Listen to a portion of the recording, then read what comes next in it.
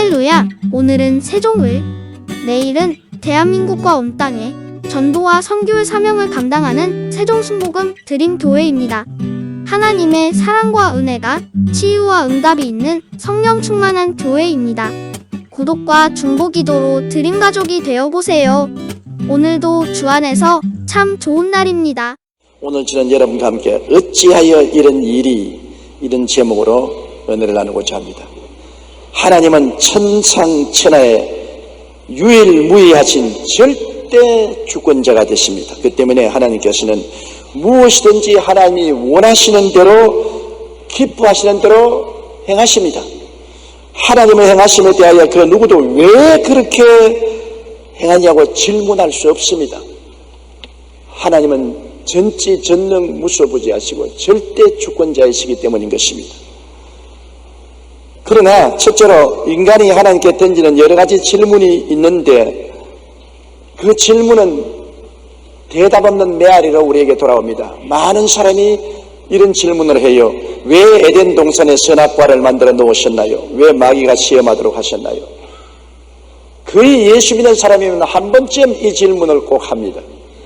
그 질문에 대해서 우리가 무슨 대답을 합니까? 우리가 하나님을 위해서 좁은 소견으로 변명을 하려고 애를 씁니다. 에덴 동산에 선악과를 만들어 놓고 마귀로 시험하게 한 것은 인간을 꼭두각시로 만들지 아니하고 자유의지를 주어서 만들었기 때문에 인간이 스스로 하나님을 믿고 순종하고 따라갈 것이냐 안 따라갈 것이냐를 알아보기 위해서 그렇게 했다. 이렇게 우리가 해설을 붙이지만은 그러나 석연치가 않습니다. 여전히 우리 마음속에 질문은 우리를 물고 계속하는 것입니다. 또한 사람들은 왜 하나님은 유독이 아브라함을 택하시고 유대민족을 선민으로 삼으셨나요?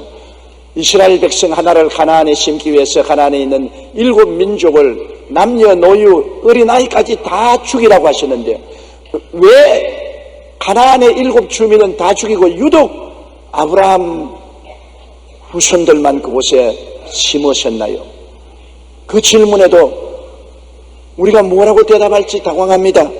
창세기 12장 2절로 3절에 하나님께서 아브라함에게 말씀하기를 내가 너로 큰 민족을 이루고 내게 복을 주어 내 이름을 창대케 하리니 너는 복이 될지라 너를 축복하는 자에게는 내가 복을 내리고 너를 저주하는 자에게는 내가 저주하리니 땅의 모든 족속이 너로 말미암아 복을 얻을 것이라고 약속해 주셨고 신명기 7장 7절로 8절에는 야훼께서 너희를 기뻐하시고 너희를 택하심은 너희가 다른 민족보다 수요가 많기 때문이 아니라 너희는 오히려 모든 민족 중에 가장 적으니라. 야훼께서 다만 너희를 사랑하심으로 말미암아 또는 너희의 조상들에게 하신 맹세를 지키려 하심으로 말미암아 자기의 권능의 손으로 너희를 인도하여 내시되 너희를 그 종되었던 집에서 애굽 왕 바로의 손에서 속량하시나니라고 말씀하셨습니다. 왜 하나님께서 유독이 아브라함의 자손 이스라엘 민족만을 사랑하시고 그들을 그렇게 돌봐주시고 가나안에 심으시고 가나안의 7민족은 다 박멸하셨습니까? 물론 우리가 조그란 소견으로 해설을 붙입니다. 하나님이 예수 그리스도가 태어날 혈통을 만들기 위해서 우상 숭배하고 하나님을 거역하며 음란하고 방탕한 가나안 7족을 다 싹 멸하시고 거기에 순수히 하나님을 믿고 의지하고 순종하는 혈통을 가진 유대민족을 세워서 인류 구원의 길을 예배하려고 하셨다. 이건 우리의 설명입니다. 그래도 석연치가 않습니다. 예수님도 고난의 극한 상황에 처했을 때 그런 질문을 하셨습니다. 예수님이 십자가에 못 박여 몸짓고 피 흘려 고난당하면서 6시간 매달렸을 때 마지막 주님이 부르짖은 것입니다. 하나님이여 하나님이여 어찌하여 나를 버리셨나이까. 그 처절한 부르짖음이 골고다 산을 메아리 쳤습니다만 하늘에서 아무 대답도 없었습니다. 시편 21편 1절에 보면 어찌하여 나를 멀리하여 돕지 아니하옵시며 내 신음소리를 듣지 아니하시나이까.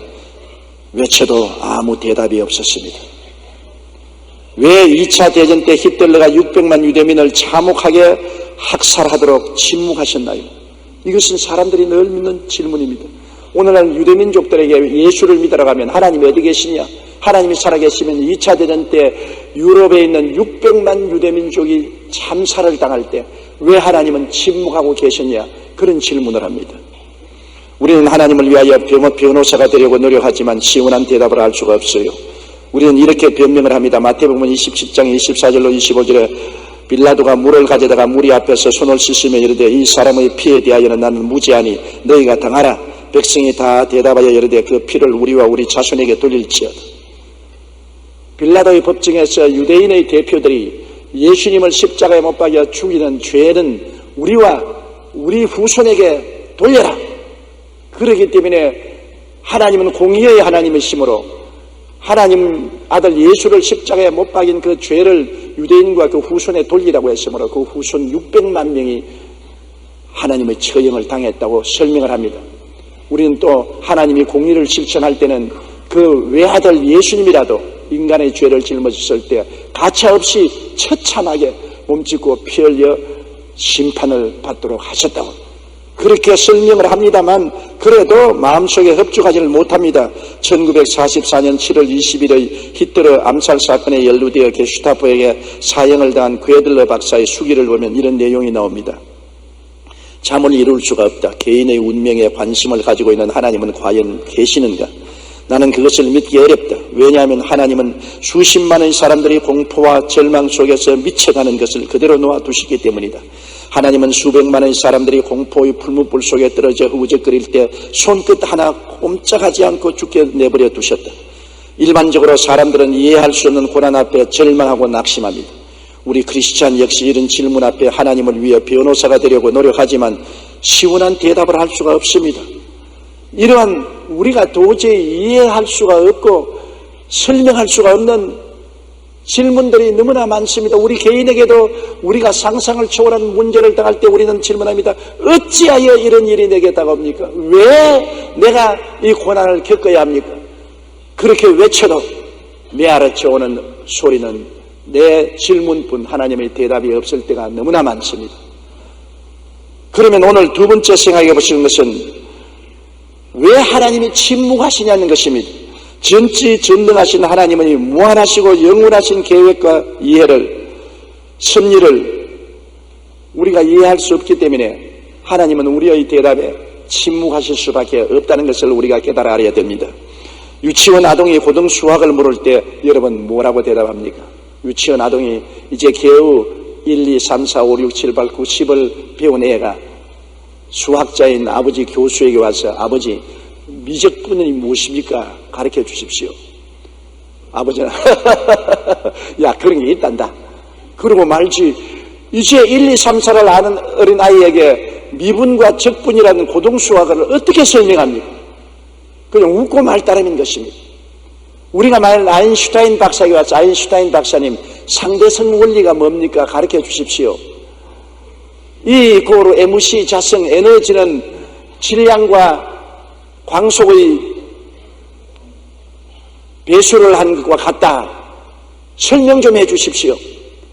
아인슈타인이 그냥 알고만 계세요. 뭐 설명할 수 없어요. 우리에게 아인슈타인이 상대성 원리를 아무리 설명해 준단들 우리 이해할 도리가 없습니다. 이 세상에는 우리가 이해할 수 있는 것이 있고 이해할 수 없는 것이 너무나 많습니다. 유한한 인간의 식견으로 전지하신 하나님을 평론할 때 하나님은 웃으시고 침묵할 따름인 것입니다. 어찌 인간에게 하나님의 그 놀라운 섭리를 다 설명할 수가 있겠습니까? 창조주의 섭리와 운행을 피조물인 인간이 다 헤아릴 수가 없습니다. 한 시인은 이렇게 노래했습니다. 나룻배가 바다를 담을 수 없듯이 인간의 조그마한 가슴에 하나님의 넓은 세계를 다 담을 수가 없다.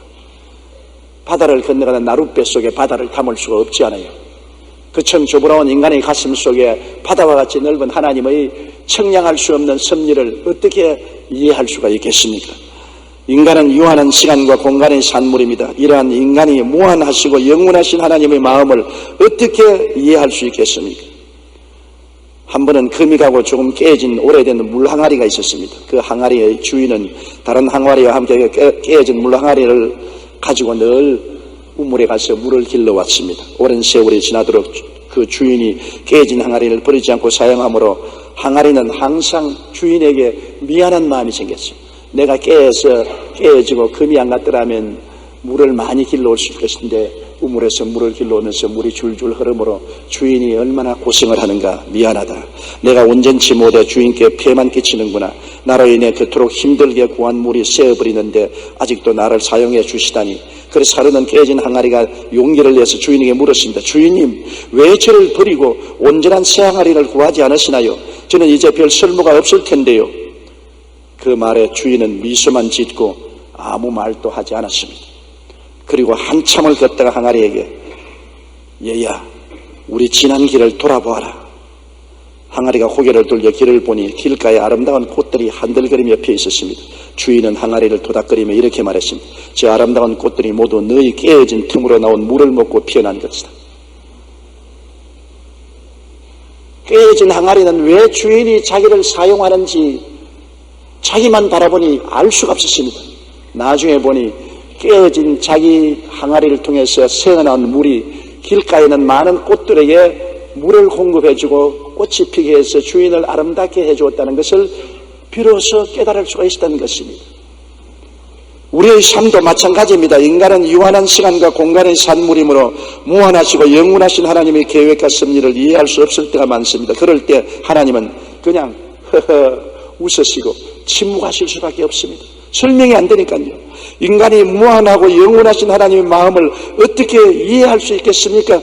이사야 55장 8절에 이는 내 생각이 너희 생각과 다르며 내 길은 너희 길과 다르다고 말씀하신 것입니다. 무지한 상대를 이해시킬 수 없을 때는 그냥 웃고 침묵할 수밖에 없습니다. 그럼 셋째로 우리가 감당할 수 없는 이 문에 대한 우리의 태도는 어떻게 해야 되겠습니까? 도저히 내가 감당할 수 없는 인생의 문제가 생겨나고 마음속에 하나님에 대한 질문이 있을 때 하나님은 침묵하시고 대답이 없었습니다. 우리는 어떻게 그 인생 문제를 걸머쥐고 살아갈 수가 있겠습니까? 여러분, 아브라함에게는 하나님이 왜 이삭을 제물로 드리라고 하시는지 이유를 알 수가 없었습니다. 100살에 허락하셔서 주신 아들이 이제 청소년이 되어서 눈에 넣어도 아프지 않게 아버지 시중을 들고 아버지의 친구가 되어 있는데 하루는 아버지가 그 아들 생각하라고 있을 때 하나님께서 말씀하셨습니다. 아브라함아, 내 사랑하는 외독자 이삭을 데리고 모리아산에 가서 잡아서 각을 떠서 장작불에 넣어 태워서 나에게 향기로운 제사로 드리라. 이해가 됩니까? 아이고, 하나님 무슨 말씀을 하십니까? 100살이 되어서 기도응답으로 준 아들을 이제 청소년이 되었는데 잡아서 각을 떠서 내 손으로 장작불에 태워 하나님께 제물로 드리라니요. 왜요? 왜? 어찌하여 이런 일을 원합니까? 대답이 없어요. 불러도 대답하지 않으십니다. 아브라함은 이 난처한 문제를 어떻게 해결합니까? 아브라함은 이 문제를 해결할 때 그는 하나님의 성품을 가지고 해결했습니다. 아브라함은 하나님은 절대 선하신 분으로 나에게 손해될 일은 안 하신다. 살든지 죽든지 흥하든지 망하든지 성하든지 쇠하든지 나는 믿고 순종할 따릅니다. 하나님이 절대 선하신 분이기 때문에 믿고 순종할 따릅니다. 내 아들을 죽여놓아도 하나님께서 도로 살릴 줄 나는 믿는다. 아브라함이 하나님 명하신 것을 도저히 이해할 수 없을 때 그는 이해하려고 하지 않고 그냥 믿기만 하는 것입니다. 믿기만 하는 것입니다. 히브리서 11장 17절로 19절에 아브라함은 시험을 받을 때 믿음으로 이삭을 드렸습니다. 그는 약속들을 받은 자로 돼 그의 외아들을 드렸느니라. 그에게 이미 말씀하시기를 내 자손이라 칭할 자는 이삭으로 말미암으리라 하셨으니 그는 하나님이 능히 이삭을 죽은 자 가운데서 다시 살릴 줄로 생각한지라. 비유컨대 그를 죽은 자 가운데서 도로 바른 것이니라. 아브라함은 하나님이 어떻게 잿더미 속에서 죽은 죄가 된 아들을 도로 살릴지 그건 모릅니다. 모르는 것은 모르는 것이죠. 아브라함이 안 것은 하나님은 절대 전능하시고 전지하시고 무소부지하시며 그런 하나님의 선하심을 믿는다는 것밖에 없습니다. 우리가 하나님께 질문해서 대답받을 수 없는 문제는 어떠한 사망의 엄침한 골짜기로 지날지라도 하나님은 절대로 선하신 하나님, 결과에 선을 주신다는 하나님을 믿고 나갈 도리밖에 없습니다. 교회 안수집사님 한 분이 교회 나오는데 목사님 설교가 늘 그게 그기고 그게 그겁니다. 올해 교회 나오니까 벌써 목사님이 아브라함이 그러면 끝이 무슨 설교가 나오는지 다 알고 있었습니다. 그래서 그 부인 보고 여보, 교회는 당신이 나가고 나는 주일날 자연과 더불어 살겠다. 당신이 교회 가서 설교 듣고 목사님 말씀하신 걸 내게 알려주면 서론만 말해주면 내 결론까지 내가 다 아는 것이니까 그렇게 하시오. 부인이 그래도 예배는 하나님께 드리는 것이지 설교만 들어가는 건 아니잖아요. 교회 갑시다. 아야 나는 못 가. 당신 혼자 가. 그래서 그 남편을 집에 두고서 부인 혼자 교회를 갔는데 남편은 그날 부인이 사준 도시락을 들고서 산 꼭대기에 등산을 갔습니다. 산 위에 앉아가지고 따뜻한 햇빛을 비치면서 별을 내다보고 야호 이게 진짜 예배다. 푸른 창공 밑에 높은 산 위에 올라서 자연을 바라보고 야호를 외치고 이게 예배다. 그럼 맛있게 점심을 잔뜩 먹고 팔베개를 하고 들어 누워서 하늘을 쳐다보고 있다가 깊은 잠에 떨어졌습니다. 얼마나 깊이 잤든지 실컷 자고 깨니까 한밤중이에요. 천지가 캄캄합니다. 어디로 내려가야 될지 알 수가 없어요. 아유 큰일 났구나.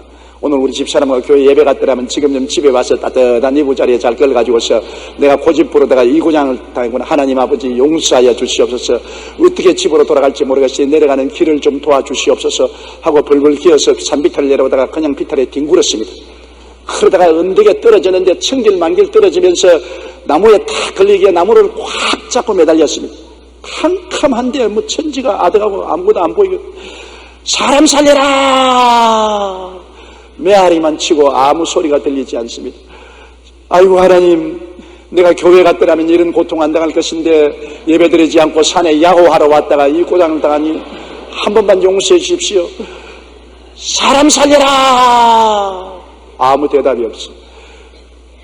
그래서 하나님 날 좀 살려주십시오. 다시는 너 혼자 산에 올라오지 않겠으니 살려주십시오. 그러니까 하나님 음성이 들으면 오냐 살려주마. 감사합니다 하나님 지금 나를 좀 살려주십시오. 오냐 살려주마. 그러니 너 놓았던 손을 잡았던 손을 놓아버리라. 밑을 내보니까 새카맣거든. 밑에가 아무것도 안 보이거든.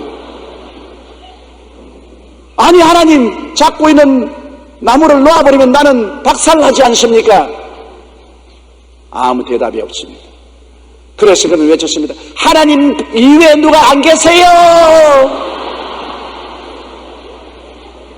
아무 소리가 없습니다. 그는 도저히 이해할 수가 없습니다.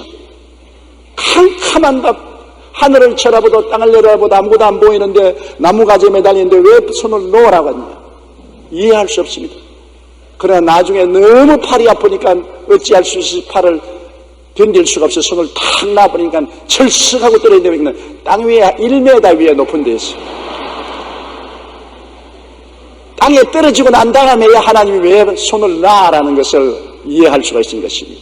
우리 인생도 그와는 캄캄한데 하나님을 믿고 나가는 도리밖에 없고 우리가 이해할 수는 없습니다. 모든 것을 우리가 이해하고 나가려면 우리의 생활은 실패합니다. 하나님이 좋은 하나님인 것을 알고 하나님은 선하시고 절대로 선을 행해 주신다는 것을 하나님 그것을 알고 믿음으로 나가야지. 하나님 날 깨닫게 해주시면 믿겠습니다. 깨닫게 해주시면 순종하겠습니다. 그렇게 되면 인생을 실패하는 것입니다. 아브라함은 절대절명의 위기였습니다. 그 외아들을 잡아서 각을 떠서 제물로 드리라고 하는데 어떻게 이해할 수 있겠습니까? 하나님 나는 이해 못해요. 하나님은 나 너보고 이해하라는 말 안 한다. 나는 너로 순종하라고 말한다. 언제 이해하라 그는? 나는 순종하라고 말한다. 왜 주일날 꼬박꼬박 교회 나가야 됩니까? 주일날 좀 집에서 쉬어도 되지 않겠어요? 나는 이해할 수 없어요. 나 너보고 이해하라는 말 하지 않았다. 주일날 교회 나오라고 순종하라 그랬다. 11조 주님 11조 나는 다 써도 생활하기 어려운데 왜 11조 꼭 잡수셔야 됩니까? 왜 11조 내라갑니까? 이해가 안 됩니다.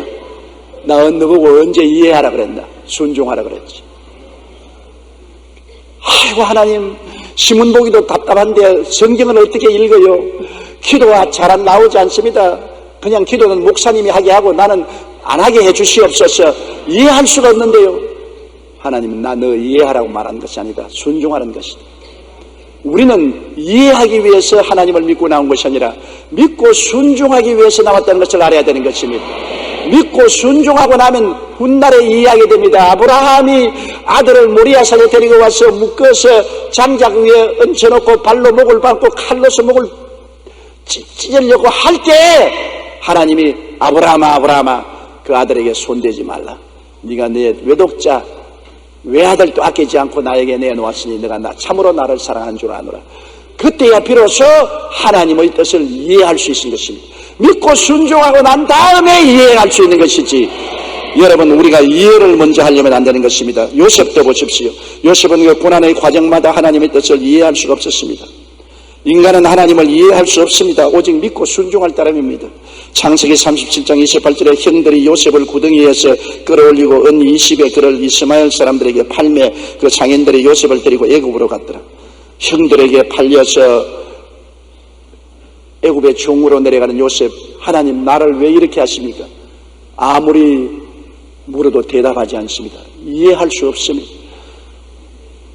잔뼈가 다 자라도록 10년이 넘도록 종살이하면서 수없이 요셉이 울었을 것입니다. 하나님 고향 산천 떠나서 왜 내가 종살이해야 됩니까? 대답이 없습니다. 나중에 가정총무가 되어 살만하는데 보디발의 아내의 참소를 당해서 하늘을 보고 통곡하고 땅을 치고 통곡한들 변명해 줄 사람이 없는 누명을 덮어쓰고 감옥에 들어가서 하염없이 감옥에서 2년 동안 썩어갑니다. 하나님 왜 이렇습니까? 왜 이 고통이 당합니까? 하나님은 대답이 없었습니다. 하나님은 절대 주권자이시기 때문에 하시는 일에 구구이 우리에게 설명하지 않습니다. 그러나 그가 애굽의 국무총리가 되어 올라앉았을 때 비로소 왜 하나님이 형들을 통해서 자기를 종으로 팔았고 왜 감옥까지 들어왔는지를 이해하게 된 것입니다. 이해는 훗날에 다가오는 것입니다. 그 고통 속에는 오직 믿음과 순종밖에는 더 구할 것이 없는 것입니다. 한 선교사 지망자가 몹시 추운 겨울 새벽에 면접 시험을 치르기 위해 선교국에 찾아갔습니다. 선교국에서는 그 지망자를 보고 새벽 3시까지 늦지 말고 오라고 했는데 새벽 3시에 벌벌 떨면서 추워서 선교부 사무실에 가니까 아무도 없어요. 그게 쪼그리고 앉아서 무려 5시간을 기다리는데 아침 8시가 되어서 시험관 한 사람이 어슬렁어슬렁 나타나서 한마디 사과도 없이 자 면접을 시작해 봅시다. 그리고 면접 시험이라는 것이 고작 무슨 말이냐면 학교라는 말을 한번 적어 보십시오. 이거는 초등학교 학생 1학년도 할 수 있는 문제입니다. 학교라는 말을 적으니까 그 다음에 둘 곱하기 둘은 뭡니까? 넷입니다. 그러니까 면접하는 사람이 당신 오늘 선교사로서 시험에 합격했습니다. 무슨 시험이 이런 시험이냐? 당신 합격했으니까 선교위원들이 내일 모이는데 출석하십시오. 당신은 우리 선교위원회에서 선교사로 보내게 될 것입니다. 다음날 아침 시험관은 선교위원회에서 선교사 지망자의 자격이 충분하다며 이렇게 설명했습니다. 첫째, 극기 시험에 합격했다. 추운 날 새벽 3시에 오라고 했는데 아무 불평 없이 벌벌 떨면서도 새벽 3시에 나왔으니 극기 훈련의 시험에 합격했다. 둘째, 그는 시간을 엄수했다. 그는 신뢰와 약속의 시험에 합격했다. 새벽 3시에 오라고 하니까 꼭 3시에 왔으니 그는 신뢰와 약속의 시험에 합격했다. 셋째, 5시간을 기다리는 인내의 시험에 합격했다. 혼자 벌벌 떨며 5시간을 기다리고도 불평을 했으니 인내의 시험에 합격했다. 넷째, 어린아이 시험 문제로 시험을 보았는데도 기분 나쁜 표정을 한번 짓지 않았으니 겸손한 시험에도 합격했다. 우리가 요구하는 선교사로서의 자격 요건을 다 갖추었으므로 기꺼이 선교사로 보내기를 추천한다. 이 선교 지망생은 너무나 바보 천치 같은 질문을 당하였으나 그대로 순종한 결과에 그 속에 엄청난 실제 시험이 들어있다는 것을 나중에 알게 된 것입니다. 아침 새벽 3시에 오는 것이 얼마나 춥습니까? 극기 훈련에 있느냐, 극기 할 수 있냐 없느냐를 시험해보고 5시간 기다리는데 얼마나 화가 납니까? 그러나 인내하는 시험에 합격되었습니다. 그리고 어린아이도 할 수 있는 시험 질문을 하는데 화가 날 것 아닙니까? 겸손히 대답했으니 겸손한 것에 시험에 합격했습니다. 모든 행위 뒤에는 자기가 상상할 수 없는 시험이 그 속에 있는 것입니다. 하나님은 때로 우리에게 이해하지 못할 시험으로 우리에게 시험을 시킵니다. 그 시험을 통해서 우리가 합격하느냐 안 하느냐를 하나님이 보시는 것입니다. 아브라함은 왜 이삭을 받지 않은지 모르면서 그저 하나님의 말씀에 믿고 순종했습니다. 순종과 믿음으로 그는 믿음의 조상이 된 것입니다.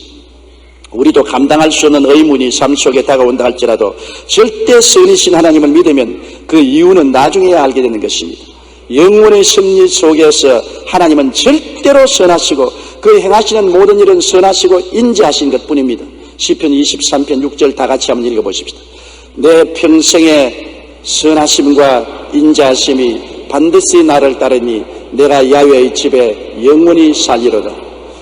내 평생의 선하심과 인자하심이 정녕 나를 따릅니다. 바람 부는 날에나 고요한 날에나 어두운 날이나 밝은 날에나 병들 때나 건강할 때나 잘 살 때나 못 살 때나 전쟁할 때나 평화할 때나 어떠한 지경에도 하나님은 우리에 대해서 선하심과 인자하심을 절대 변하지 않는다는 것입니다. 그러므로 우리 환경으로 말미암아 하나님께 여러 가지 질문을 던지지만은 하나님은 대답을 안 하시더라도 종국적으로 우리가 믿고 순종만 하면 끝날에 가서 하나님은 선하시고 인자하신 열매를 맺게 해주신다는 것입니다. 성경에는 고린도전서 13장 12절에 우리가 지금은 거울로 보는 것 같이 희미하나 그때는 얼굴과 얼굴을 대하여 볼 것이요 지금은 내가 부분적으로 아나 그때는 주께서 나를 아신 것 같이 내가 온전히 알리라.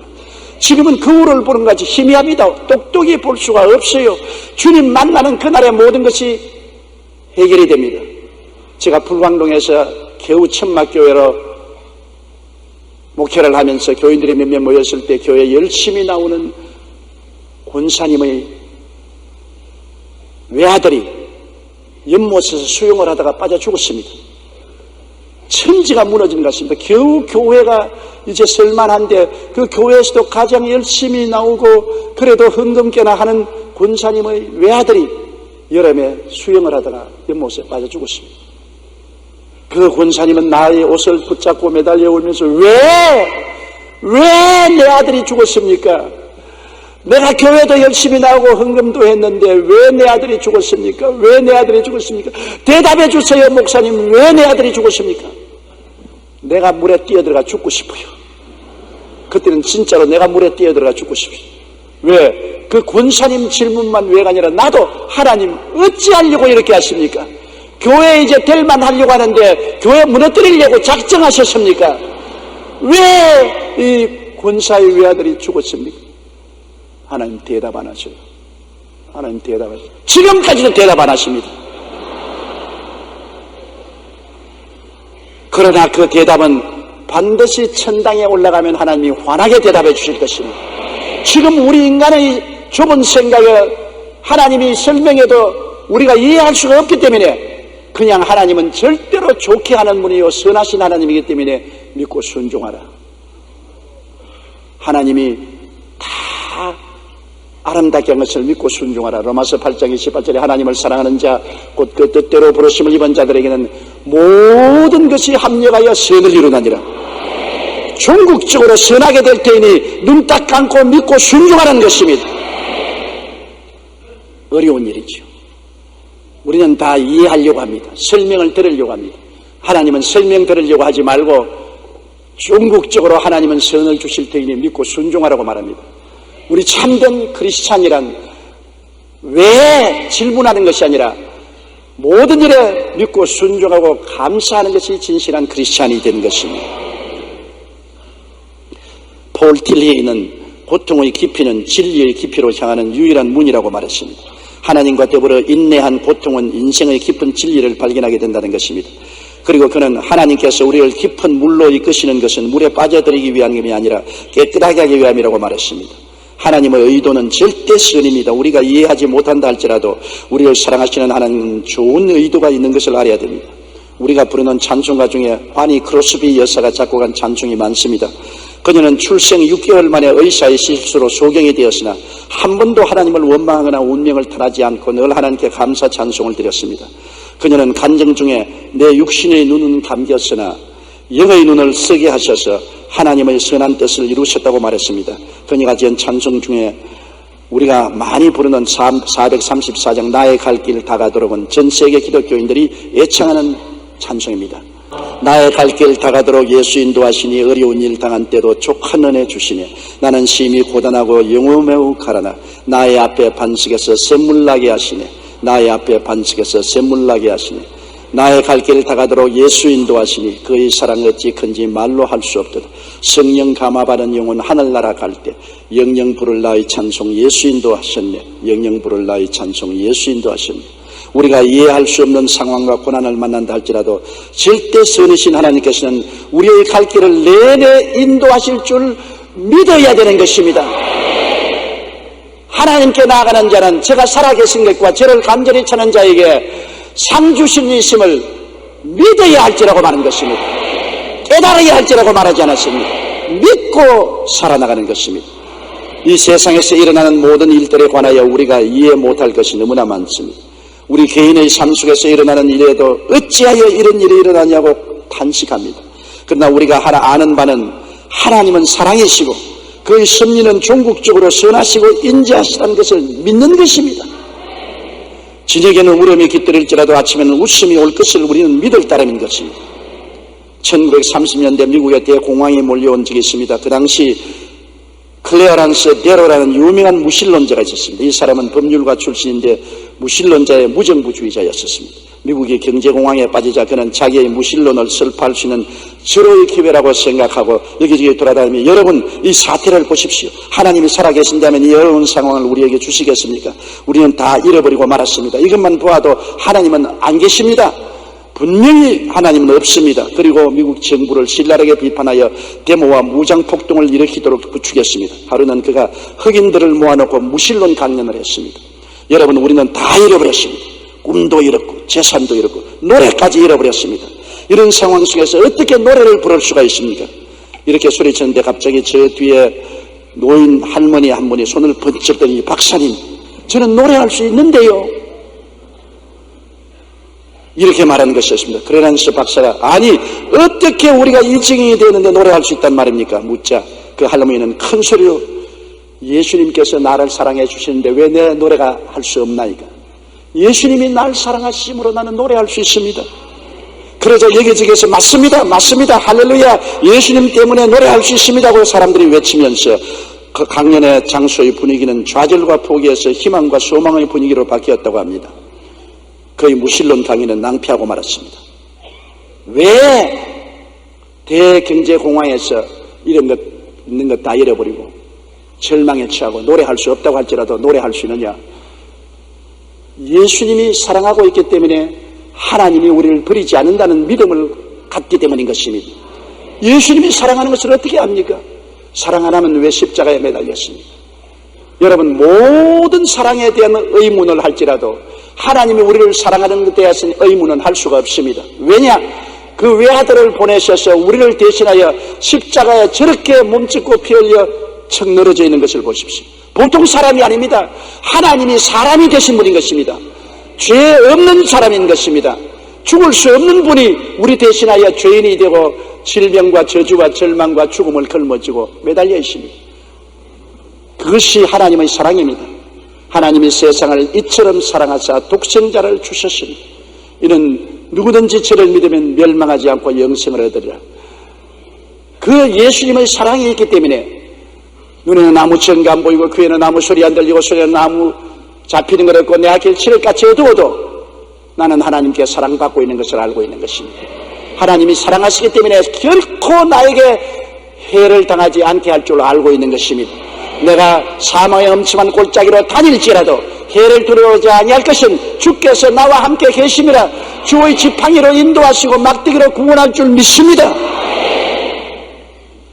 하나님의 사랑을 우리가 의심하지 않은 이상은 우리는 어떤 어려움을 당해도 하나님이 우리에게 섭리하는 것은 종국적으로 선한 것이므로 순종과 믿음으로 하나님을 바라보고 감사하고 찬양하시기 바랍니다. 좋을 때는 웃고 찬양하고 어려울 때는 눈물을 흘리면서 찬양하며 우리의 마음속에 항상 예수 그리스도를 통해서 하나님의 사랑이 우리에게 부음받은 것을 알고 사랑은 결코 우리를 손해보게 하지 않는다는 것을 믿고서 나가는 여러분 되시기를 주의 이름으로 축원합니다. 다 같이 고개서 기도드리겠습니다. 하나님 우리 아버지여, 우리가 사는 이 세상에 수많은 질문들이 있습니다. 왜 하나님은 이렇게 하실까? 왜 하나님은 저렇게 하실까? 왜 내게 이런 시험과 환난이 다가올까? 왜 내가 고통을 당해야 할까?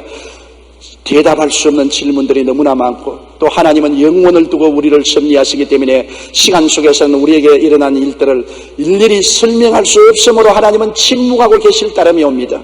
하나님이 침묵하실 때 우리는 자꾸 불평, 원망, 탄식, 질문하지 말고 종국적으로 하나님은 우리를 사랑하고 계신다는 것을 믿게 하여 주시옵소서. 한없는 사랑, 끝없는 사랑, 영원한 사랑으로 우리를 사랑해 주시고, 하나님은 그 사랑 가운데 우리에게 선하심과 인자하심을 나타내는 궁극적인 절대 선의 하나님이신 것을 믿고서 나갈 때 끝에 가서 하나님은 우리에게 선을 보여주시옵니다. 하나님 아버지여, 우리가 그러므로 늘 주님의 인자심과 선하심이 정녕 나를 따르기 때문에 주님께 감사하고 찬미하며 사는 우리들 되게 도와주시옵시고, 모든 것을 이해하려고 하지 말고 모든 것을 순종하고 믿고 나가는 우리들이 되게 도와주옵소서. 예수님 이름으로 기도드리옵나이다. 아멘.